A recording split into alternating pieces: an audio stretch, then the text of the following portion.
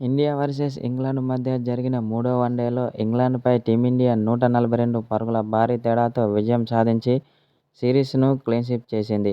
అయితే ఈ మ్యాచ్లో తొలుత బ్యాటింగ్ చేసిన ఇండియా 356 పరుగులు చేసింది. ఆ తర్వాత ఇంగ్లాండ్ జట్టు 214 పరుగులకే ఆలౌట్ అయింది. టీమిండియాలో శుభమన్ గిల్, విరాట్ కోహ్లీ, శ్రేయస్ అయ్యర్, కేఎల్ రాహుల్ చాలా అద్భుతమైన ఆటను కనబరిచారు. అయితే అనంతరం టీమిండియా ఆటగాళ్లపై కీలక వ్యాఖ్యలు చేసిన శ్రీలంక మాజీ కెప్టెన్ కుమార సంగక్కర ఇలాంటి ఆటగాళ్లను నా క్రికెట్ చరిత్రలోనే చూడలేదని టీమిండియా ఆటగాళ్లపై ప్రశంసల వర్షం కురిపిస్తున్నాడు. అయితే మూడో వన్డేలో శుభమన్ గిల్ చాలా అద్భుతమైన సెంచరీతో రాణించి టీమిండియాకు భారీ స్కోర్ అందించడంలో కీలక పాత్ర పోషించాడు. అలాగే శ్రేయస్ అయ్యర్, విరాట్ కోహ్లీ హాఫ్ సెంచరీలతో రాణించారు. అనంతరం టీమిండియా ఆటగాళ్లపై ప్రశంసల వర్షం కురిపించాడు. ఇలాంటి జట్టును నా క్రికెట్ చరిత్రలోనే చూడలేదని కొందరు మాజీ క్రికెటర్లు కూడా చెప్పుకొచ్చారు.